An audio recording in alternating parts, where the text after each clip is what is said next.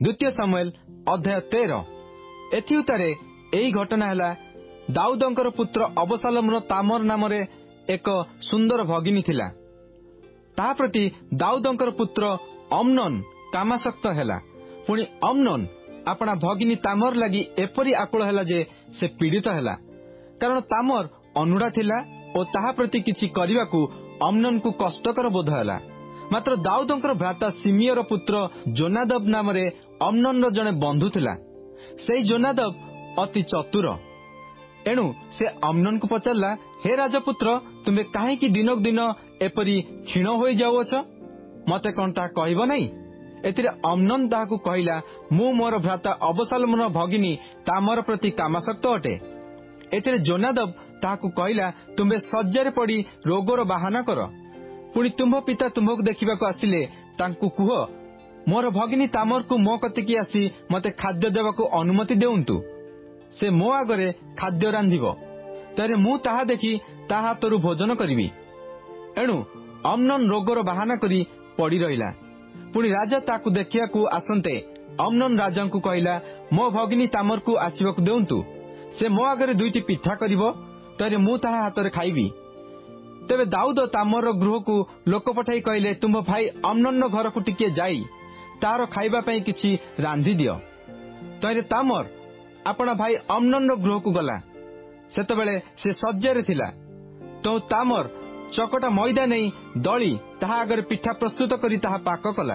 पुणी से पात्र नहीं ताहा आगरे ताहा अजाड़िला। मात्र से भोजन करिया को असमत हैला। आ अम्नोन कहिला, आंभ निकटरू समस्त को बाहर कर दियो। तहिरे समस्ते ताहा निकटरू बाहरी गले। तो अम्नोन तामर को कहिला, खाद्य द्रव्य शयन गृह को आण, मु तुम्भ हातरे भोजन करिबि। एथिरे तामर अपना प्रस्तुत पिठा नहीं ताहा भाई अम्नोन रो शयन गृह को गला। पुणी ताहाकू खुआइबा पई ताहा निकट को नियंते से तामर को धरी कहिला, आस मो भगिनी मो संगरे सुओ।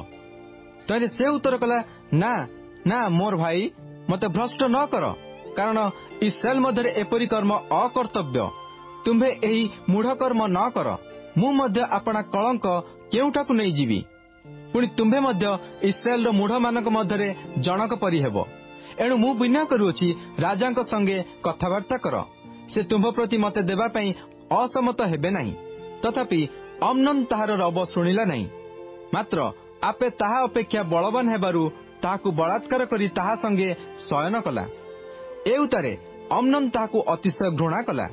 से ताहाकू जेपरी प्रेम करिथिला तदपेक्षा अधिक घृणा कला। एणु अम्नोन ताहाकू कहिला, उठ जा।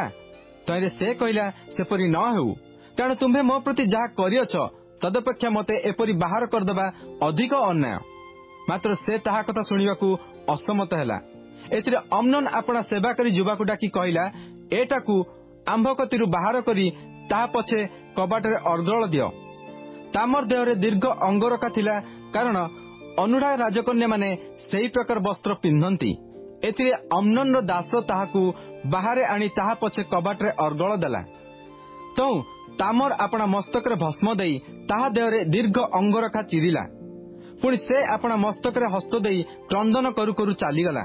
एथिरे ताहार भाई अबशालोम ताहाकू पचारला, तुम्भ भाई अम्नोन कि तुम्भर संसर्ग करियछि?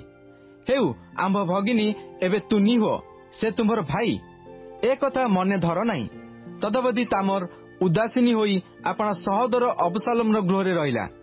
मात्र दाऊद राजा एही सब कथा सुनी अत्यंत क्रुद्ध हेले। पुणी अबशालोम अम्नोन को भल कि मंद किछि कहिला नाही, कारण ताहार भगिनी तामर को बलात्कार करिबारु अबशालोम अम्नोन को घृणा कला। अनंतर संपूर्ण 2 वर्ष उतारे इफ्राइम निकटस्थ बालहात्सोर रे अबशालोम रो मेसोलोम छेदन हैला। तो अबशालोम समस्त राजपुत्र को निमंत्रण कला। पुणी अबशालोम राजा निकट को आसी कहिला, देखंतु आपणक दासर मेसोलोम छेदन हेउछि। एणु महाराज और राजा दास माने आपणक एही दासर संगरे आसंतु। एथिरे राजा अबशालोम को कहले, नाही मोर पुत्र, आम्बे समस्ते न जाऊ, गले तुम्भ प्रति भार स्वरूप हेबु। मात्र से बहुत बड़ाइला। तेबे राजा जीवाकू सम्मत नही ताहाकू आशीर्वाद कले। एथिरे अबशालोम कहला, जेबे एहा न हुए तेबे आपण आंभ भाई अम्नोन को आमान संगरे जीवाकू देउंतु। ତେବେ ରାଜା ତାହାକୁ କହିଲେ, ସେ କାହିଁକି ତୁମ୍ଭ ସଙ୍ଗେ ଯିବ? ମାତ୍ର ଅବସାଲମ ବଳାଇବାରୁ ରାଜା ଅମ୍ନୋନକୁ ଓ ସବୁ ରାଜପୁତ୍ରଙ୍କୁ ତାହା ସଙ୍ଗେ ପଠାଇଲେ। ଏ ଉତ୍ତରେ ଅବସାଲମ ଆପଣା ଯୁବାମାନଙ୍କୁ ଆଜ୍ଞା ଦେଇ କହିଲା, ତୁମ୍ଭେମାନେ ଦେଖୁଥାଅ, ଦ୍ରାକ୍ଷାରସରେ ଅମ୍ନୋନର ଚିତ୍ତ ପ୍ରଫୁଲ୍ଲ ହେଲେ ଯେତେବେଳେ ମୁଁ ତୁମ୍ଭମାନଙ୍କୁ କହିବି ଅମ୍ନୋନକୁ ମାର, ସେତେବେଳେ ତୁମେମାନେ ତାହାକୁ ବଦ୍ଧ କରିବ। ଭୟ କରିବ ନାହିଁ। ମୁଁ କଣ ତୁମମାନଙ୍କୁ ଆଜ୍ଞା ଦେଇ ନାହିଁ? ବଳ ବାନ୍ଧ ଓ ବିକ୍ରମଶାଳୀ ହୁଅ। ଏଥିରେ ଅବସାଲମର ଆଜ୍ଞା ପ୍ରମାଣେ ଅବସାଲମର ଯୁବାମାନେ ଅମ୍ନୋନ ପ୍ରତି କଲେ। ତେଣୁ ରାଜପୁତ୍ର ସମସ୍ତେ ଉଠି ପ୍ରତ୍ୟେକେ ଆପଣା ଆପଣା ଖଚର ଉପରେ ଚଢ଼ି ପଳାଇଲେ। ସେମାନେ ବାଟରେ ଥାଉ ଥାଉ ଦାଉଦଙ୍କ ନିକଟରେ ସମ୍ବାଦ ଉପସ୍ଥିତ ହେଲା ଯେ ଅବସାଲମ ସମସ୍ତ ରାଜପୁତ୍ରଙ୍କୁ ବଦ୍ଧ କରିଅଛି, ସେମାନଙ୍କ ମଧ୍ୟରୁ ଜଣେ ଅବଶିଷ୍ଟ ନାହିଁ। ତହିଁରେ ରାଜା ଉଠି ଆପଣା ବସ୍ତ୍ର ଚିରି ଭୂମିରେ ଲମ୍ବ ହୋଇ ପଡ଼ିଲେ ଓ ତାଙ୍କର ଦାସ ସମସ୍ତେ ଆପଣା ଆପଣା ବସ୍ତ୍ର ଚିରି ତାଙ୍କ ନିକଟରେ ଠିଆ ହେଲେ। ସେତେବେଳେ ଦାଉଦଙ୍କର ଭ୍ରାତା ସିମିଓର ପୁତ୍ର ଜୋନାଦବ ଉତ୍ତର ଦେଇ କହିଲା, ସେମାନେ ରାଜକୁମାର ସମସ୍ତଙ୍କୁ ବଦ୍ଧ କରିଅଛନ୍ତି ବୋଲି ମୋର ପ୍ରଭୁ ବୋଧ ନ କରନ୍ତୁ। କେବଳ ଅମ୍ନୋନ ମରିଅଛି, କାରଣ ଅବସାଲମର ଭଗିନୀ ତାମରକୁ ଅମ୍ନୋନ ବଳାତ୍କାର କରିବା ଦିନାବଧି ଅବସାଲମର ମୁଖରେ ଏହା ସ୍ଥିରୀକୃତ ହୋଇଥିଲା। ଏହେତୁ ସମସ୍ତ ରାଜପୁତ୍ର ମରିଅଛନ୍ତି ବୋଲି ମୋର ପ୍ରଭୁ ମହାରାଜ ମନରେ ନ ଘେନନ୍ତୁ, କାରଣ କେବଳ ଅମ୍ନୋନ ମରିଅଛି। ଏଥିମଧ୍ୟରେ ଅବସାଲମ ପଳାଇ ଯାଇଥିଲା। ଏ ଉତ୍ତରେ ଯେଉଁ ଯୁବା ଲୋକ ପ୍ରହରୀ କର୍ମ କରୁଥିଲା, ସେ ଅନାନ୍ତେ ଦେଖିଲା ଯେ, ଦେଖ, ଆପଣା ପଶ୍ଚାଦିଗରୁ ପର୍ବତ ପାର୍ଶ୍ୱସ୍ଥ ପଥ ଦେଇ ଅନେକ ଲୋକ ଆସୁଅଛନ୍ତି। ତହିଁରେ ଜୋନାଦବ ରାଜାଙ୍କୁ କହିଲା, ଦେଖନ୍ତୁ, ରାଜପୁତ୍ରମାନେ ଆସୁଅଛନ୍ତି। ଆପଣଙ୍କ ଦାସ ଯେପରି କହିଲା ସେପରି ହେଲା। ସେ ଏହି କଥା କହିବା ସମାପ୍ତ କଲା କ୍ଷଣେ ଦେଖ, ରାଜପୁତ୍ରମାନେ ଉପସ୍ଥିତ ହେଲେ ଓ ଆପଣା ଆପଣା ରବ ଉଠାଇ ରୋଦନ କଲେ। ମଧ୍ୟ ରାଜା ଓ ତାଙ୍କ ଦାସମାନେ ଅତିଶୟ ରୋଦନ କଲେ। ମାତ୍ର ଅବସାଲମ ପଳାଇ ଗଶୁରର ରାଜା ଅମିହୁରର ପୁତ୍ର ତଲ୍ମୟ ନିକଟକୁ ଗଲା। ପୁଣି ଦାଉଦ ପ୍ରତିଦିନ ଆପଣା ପୁତ୍ର ପାଇଁ ଶୋକ କଲେ। ଏହି ରୂପେ ଅବସାଲମ ପଳାଇ ଗଶୁରକୁ ଯାଇ ସେଠାରେ 3 ବର୍ଷ ରହିଲା। ପୁଣି ଦାଉଦ ରାଜାଙ୍କର ପ୍ରାଣ ଅବସାଲମ ଆଡ଼େ ଯିବା ଆକାଂକ୍ଷାରେ ବ୍ୟାକୁଳ ହେଲା, କାରଣ ସେ ଅମ୍ନୋନକୁ ମୃତ ଜାଣି ତାହା ବିଷୟରେ ସାନ୍ତ୍ୱନା ପ୍ରାପ୍ତ ହେଲେ।